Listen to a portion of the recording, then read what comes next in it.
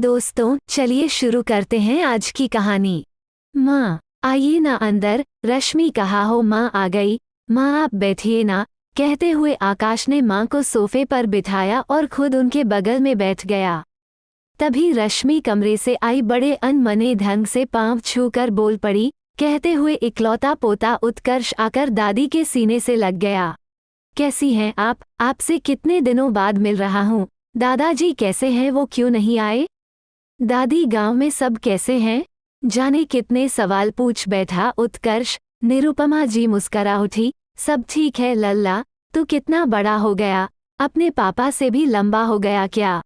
कल मंदिर चलूंगी, तुझे लेकर तेरी नज़र उतार दूंगी, कहीं मेरी ही नज़र ना लग जाए तुम्हें। कहते हुए पोते के माथे पर हाथ फिराया तो आंखें सजल हो गई। अपने आंचल से पूंछ मुस्कराने लगी तो बेटे ने माँ को गोद में समेट लिया और बोल पड़ा, क्या हुआ, इतनी भावुक क्यों हो गई? कोई बात है तो कह दो ना। बेटा कुछ नहीं, कितने दिनों बाद तुम बच्चों को देखा, जब तुमने ये घर लिया तब नहीं आ पाई, तब बाबूजी बीमार हो गए। बेटा घर तो बहुत सुंदर बनवाया है, स्वर्ग जैसा। माँ जी सुंदर बना तो पैसे भी तो कितने खर्च करने पड़े आपके बेटे को, और तो कहीं से मदद मिली नहीं।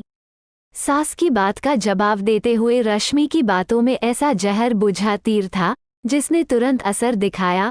माँ बेटे दोनों शांत हो गए, जैसे आरोप दोनों पर लगा हो कि आप लोगों ने मदद नहीं की, और बेटे पर कि तुम्हारे माँ बाप ने मदद नहीं की। क्या हुआ कि घर उन्हीं के बेटे ने बनाया था। दादी आइए ना, आपका कमरा दिखा दूं, आप थोड़ा आराम कर लो। पोते ने दादी और पिता के लिए माहौल को आसान करने का प्रयास किया और उनका हाथ पकड़ मेहमानों के कमरे की तरफ ले जाने लगा। तभी उत्कर्ष, रुक जा, दादी के लिए मैंने वो कमरा तैयार किया है। उतने बड़े कमरे में दादी क्या रहेंगी, और इस बीच कोई मेहमान आया तो हमें परेशानी होगी, जानते हो ना, मामा जी आने वाले हैं। कहते हुए एक छोटे से कमरे की तरफ इशारा किया। उत्कर्ष ने माँ को ऐसे देखा जैसे पूछ रहा हो, माँ क्या कह रही हो आप?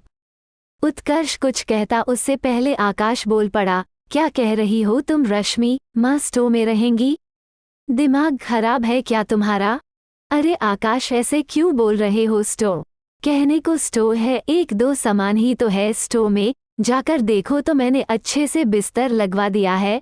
ऐसा क्या कर दिया कि तुम इतना बिगड़ रहे हो? आकाश कुछ कहता तभी उत्कर्ष बोल पड़ा, रहने दीजिए ना पापा, ये तो अच्छी बात है, दादी स्टोव में ही रहेंगी, मेरे लिए तो आसान होगा। जब मेरा घर होगा और मम्मी आएंगी तो मुझे चिंता नहीं होगी, ये भी मेरे घर के स्टोव में रह लेंगी। क्यों मम्मी बताइए, आपको तो परेशानी नहीं होगी ना?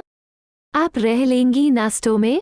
बेटे के मुंह से अपने लिए ये बात सुन रश्मि के होश उड़ गए। कभी नहीं सोचा था बेटा इतनी बड़ी बात कह देगा। ऐसा लगा जैसे सामने बेटे ने आईना रख दिया जिसमें वो अपना विकृत चेहरा देख रही थी, और देख रही है उसी दर्पण में अपने कुरूप भविष्य का प्रतिबिंब, जो आज के किए कर्म का ही प्रतिछाया था। वो ऐसी निढाल होकर सोफे पर बैठ गई जैसे अर्धमूर्छा हो, क्या सही क्या गलत समझ नहीं आ रहा था। तभी निरुपमा जी ने उसके कंधे पर अपने मुलायम हाथों को रखा। रश्मि ने सिर ऊपर उठाया तो नजरें निरुपमा जी के नजरों से मिली। उसने अपनी नजरें झुका ली, आंखों से आंसू बह निकले। शायद आंखों ने ही उनके सामने आंसुओं के रूप में माफी की अर्जी लगा दी थी। निरुपमा जी ने उत्कर्ष को इशारा किया। उत्कर्ष आकर माँ के पैरों के पास बैठ गया। माँ की गोद में सिर रखकर बोल पड़ा, मम्मा सॉरी, मैंने गलत कहा, लेकिन जैसे आप मेरे लिए हो, ये भी तो सोचो, पापा के लिए दादी भी उतनी अहम होंगी। आप सिर्फ दादी को ही नहीं, पापा को भी दुख पहुँचाया है। उनके बेटे ने ये घर बनाया है तो सबसे पहला हक तो उनका है ना माँ? माँ के चेहरे को अपने हाथों में थामकर फिर बोल पड़ा, मम्मा मैंने कुछ गलत कहा क्या? आप बोलो। अपने बहते आंसुओं को पोंछ रश्मि बोल पड़ी, नहीं कुछ गलत नहीं कहा, मैं ही गलत थी माँ, मुझे माफ कर दीजिए। और आकाश सबसे बुरा मैंने तुम्हारे साथ किया, अब मुझे समझ आ रहा है, मुझे माफ कर दो प्लीज। अच्छा माँ, अब चलिए मैं आपको आपका कमरा दिखाती हूँ, जो सिर्फ आपका है, मेहमानों का नहीं। कहते हुए निरुपमा जी का हाथ पकड़ कमरे की तरफ बढ़ी।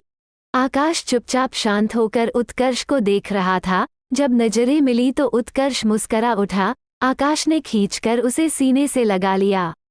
आज बेटे ने एक बेटे को अपनी माँ के सामने शर्मिंदा होने से बचा लिया।